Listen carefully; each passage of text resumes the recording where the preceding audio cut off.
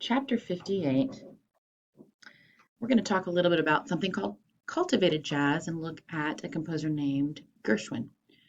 Now, if we were to study American music, we would spend a lot of time looking at jazz and its influence in America and how it came to be and how it went through so many changes. But this class is more about the more cultivated music, and so we're going to talk a little bit about how that popular music influenced more classical music. Um, so composers were fascinated with jazz because of the unique rhythms and unique harmonies, as well as the freedom of improvisation that it brought. And so some composers, as I had mentioned before, were a little skeptical of it or thought it was vulgar, and others thought that it was great and wanted to use that in their compositions as well. Because it was another way to pull from culture and pull creative influence into their musical compositions. Particularly African American, and Euro American composers were intrigued by this. Jazz had gone over to Europe and people were very interested in it. It quickly became a very booming commercial enterprise. However, musicians were accused of whitewashing and or selling out when they went to this, like, oh, you went to that cheap pop kind of thing. So there were certainly others that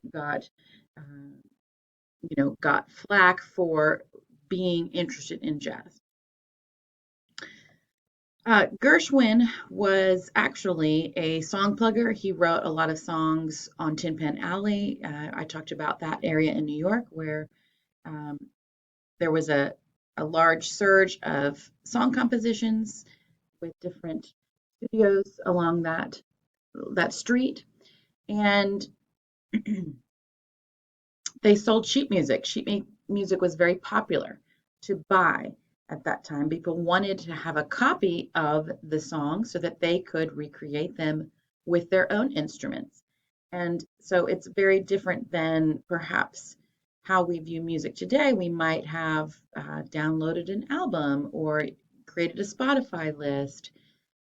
These types of things would have been before record buying was very popular and very widespread. And so they bought sheet music. Songwriters on Tin Pan Alley loved the ragtime songs, the jazz styles. And Gershwin also spent a lot of time writing Broadway. Now, Broadway music, the Broadway uh, compositions that you might be more familiar with, even going back to like The King and I, or Guys and Dolls, or Seven Brides for Seven Brothers. I don't know what you guys have done in possibly your high schools, but Broadway was a little bit different then. Incorporated some Tin Pan Alley songs into Broadway, but Gershwin and his compositions really brought in jazz and those syncopations, those chords or harmonic variations, and commercially he became very successful. He was able to gain more opportunities for his music because, unfortunately, due to racism, uh, because he was white, people accepted what he did a little bit more than those in the African American community. The picture of him, there's the front of one of his compositions, Rhapsody in Blue. And he was born right at the turn of the century, 1898. Very, very gifted American composer and pianist. Grew up in New York, in Manhattan. And his first big hit was in the 20s. It was called Swanee. And he also did a series of orchestral jazz works, as I alluded to. Rhapsody in Paris, or sorry, Rhapsody in Blue was for piano and orchestra, and that really got popular, even across the ocean. And then An American in Paris was another one of his hits. That was a hit musical. He wrote with his brother, who is the lyricist, Ira Gershwin. And so I think Gershwin's style can be really represented by thinking about a union in both the popular and the classical styles. Using the classical styles, but bringing in the rhythmic, the syncopation, the rhythmic ideas, the different jazz chords, all of the things that made jazz so unique. He brought that into his music. He did write a folk opera, which is still very popular today. You may have heard the song Summertime, which came from Porgy and Bess. That is pretty famous. It was called a folk opera, but very much an opera style musical. And um, we're going to take a listen to the piece Rhapsody in Blue. We might put that in a genre called cultivated jazz. It's not jazz, it's not cultivated music, but it's a combination of them. So it's actually a one movement piece that's a concerto in its form. We might call it a jazz concerto because of the different conventions that it pulls from ragtime blues and jazz.